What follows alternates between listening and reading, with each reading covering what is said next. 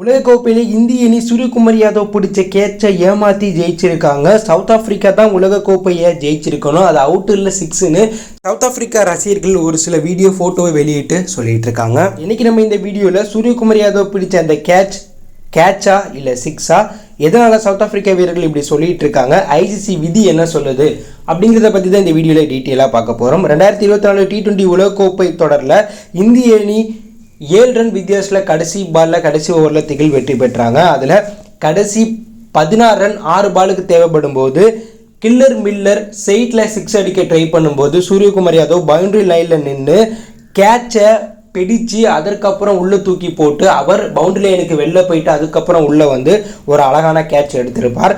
அந்த கேட்ச் தான் இந்திய அணி கோப்பையை வெற்றி பெற முக்கிய காரணம்னே சொல்லணும். ஸோ அந்த கேட்சை மட்டும் சூரியகுமார் யாதவ் பிடிக்காமல் போயிருந்தால் கில்லர் மில்லர் அடுத்த 5 பாலுக்கு 10 ரன்னை ஈஸியாக அடித்து சவுத் ஆப்பிரிக்கா அணியை வெற்றி பெற வச்சிருப்பார்.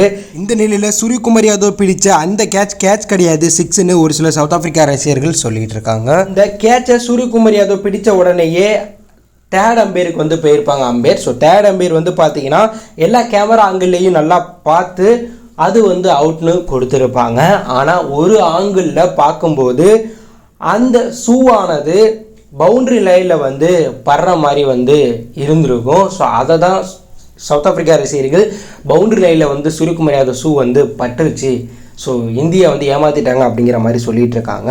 ஆனால் ஐசிசி விதிபடி பவுண்ட்ரி லைனில் இருந்து ஒருவர் கேட்ச் பிடிக்கும்போது ஷூவுக்கும் பவுண்ட்ரி லைனுக்கும் சின்ன கேப் இருந்து அந்த கேட்சை அவர் சூரியகுமார் யாதவ் போல் பிடிச்சிருந்தா அது அவுட் தான் அப்படிங்கிற ரூல்ஸ் இருக்குது. அந்த சின்ன கேப் இருந்ததுனால தான் அம்பையர் அவர்கள் அதற்கு அவுட் கொடுத்துருக்காங்க.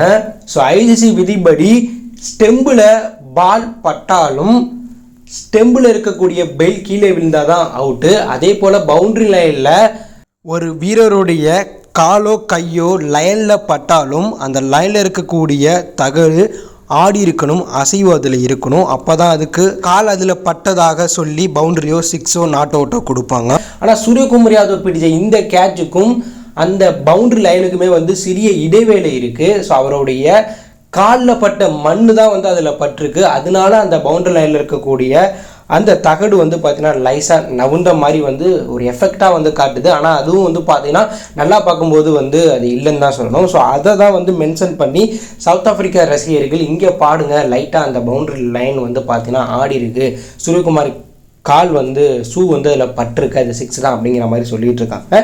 ஆனால் தேர்ட் அம்பையர் அவர் காலுக்கும் பவுண்டரி லைனுக்கும் இடைவெளி இருக்கிறதுனால அது வந்து பார்த்தீங்கன்னா 6 கிடையாது, அவுட்டு தான் அப்படிங்கிற டிசிஷனை வந்து பார்த்தீங்கன்னா உடனடியாக கொடுத்துருக்காங்க.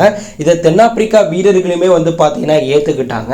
ஏன்னா ஏற்றுக்கிட்டு தான் ஆகணும். ஏன்னா இது போல் தென்னாப்பிரிக்கா அணியுமே வந்து பார்த்தீங்கன்னா இந்த வேர்ல்டு கப்பில் இது போல் ஒரு கேட்சை கடைசி ஓவரில் பிடிச்ச அந்த மேட்சை வந்து ஜெயிச்சிருப்பாங்க. அது மட்டும் இல்லாமல் இந்த மேட்ச்சில் தென்னாப்பிரிக்கா அணி ஈஸியாக ஜெயிக்க வேண்டியது. ஏன்னா உலகிலேயே பெஸ்ட்டு ஃபினிஷராக பார்க்கக்கூடிய கில்லர் மில்லர் ஹென்ரி கிளாசன் கிரீஸில் இருக்கும்போது வெறும் 30 ரன் 28 பாலுக்கு அடித்தா வெற்றி பெற சூழ்நிலை இருக்கும்போது போட்டி அவங்க கையில் இருக்கும்போது அடுத்தடுத்து விக்கெட்டை விட்டு ப்ரெஷர் காரணமாக கடைசியில் தோற்றுருக்காங்க. இதை ஏற்க முடியாமல் தான் ஒரு சில தென்னாப்பிரிக்கா ரசிகர்கள் இது மாதிரி கிளப்பி விட்டுட்ருக்காங்க. ஒரு சில இந்திய ரசிகர்களுமே இதை வந்து பார்த்தீங்கன்னா சப்போர்ட் பண்ணிகிட்டு இருக்காங்க.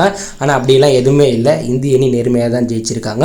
ஸோ இந்த கேட்ச் சர்ச்சையை பற்றி நீங்கள் என்ன நினைக்கிறீங்க? தென்னாப்பிரிக்கா அணி இதற்கப்புறம் கம்பேக் ஆகி உலகக்கோப்பையை வெற்றி பெற முடியுமா? அப்படி ஒரு கருத்தை கமெண்ட் லீவ் பண்ணுங்கள்.